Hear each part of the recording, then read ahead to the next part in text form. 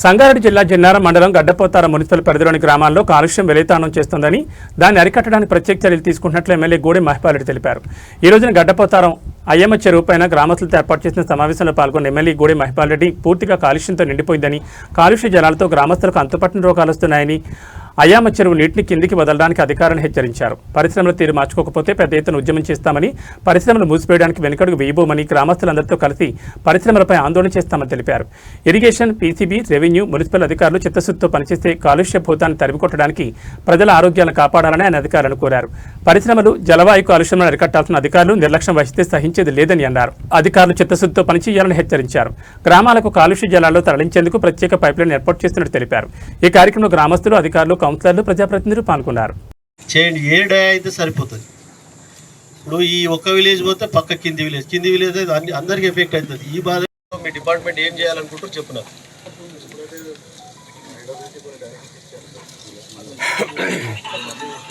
వీళ్ళెంబడి వాళ్ళు మీ వాళ్ళు పోతున్నారు.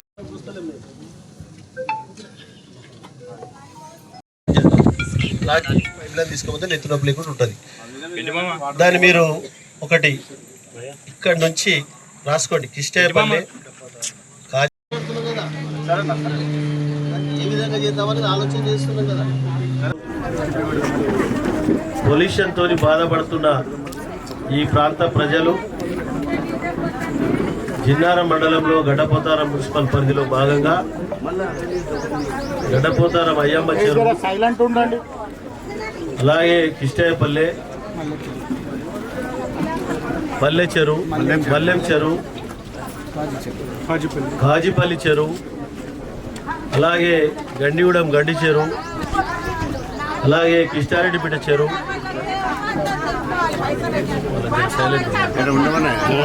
ఇవన్నీ ఇట ఈ ప్రాంత ప్రజలను పొల్యూషన్తో పీల్చి చాలా ఇబ్బందులు ఎదుర్కొంటా ఉన్నారు ఈ ప్రాంత ప్రజలు. ఇప్పుడే వాళ్ళకు మెడికల్ రిపోర్ట్స్ కూడా చూడడం జరిగింది.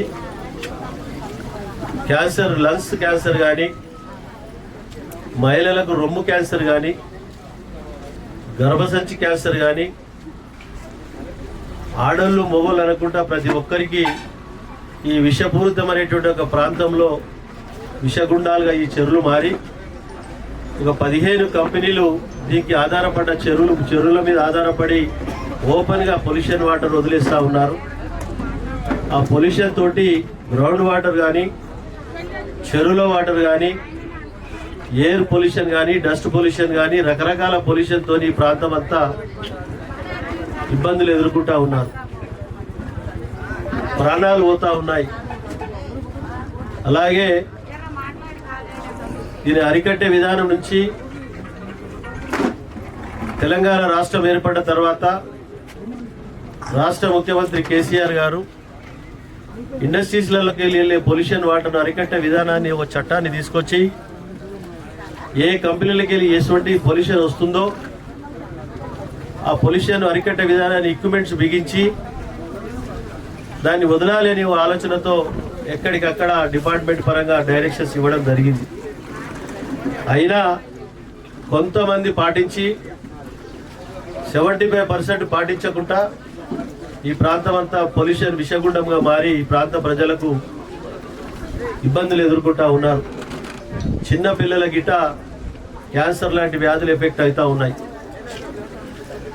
భగవంతుడు ఇచ్చిన టైం 100 సంవత్సరాలు అంటే 30-40 సంవత్సరాలకే రోగాన బారిన పడి చనిపోతూ ఉన్నారు. దాని పూర్తి స్థాయిలో మన గడ్డపోతారానికి సంబంధించిన చాలామంది గ్రామస్తులు, కౌన్సిలర్లు అందరూ చాలాసార్లు చెప్పడం జరిగింది.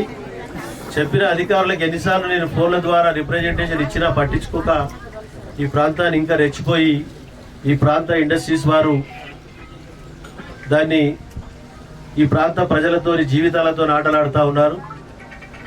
ఎక్కడ వదిలిపెట్టే క్వశ్చనే లేదు. అవసరం అనుకుంటే 15 కంపెనీలను క్లోజ్ చేయడానికి ప్రజా పోరాట ఉద్యమాల ద్వారా ప్రభుత్వం మీద ఒత్తిడి తీసుకొచ్చి దీన్ని క్లోజ్ చేయడానికి ఇంకా ముందు ఆడే ప్రసక్తే లేదని మీ అందరికీ మాటిస్తా ఉన్నది.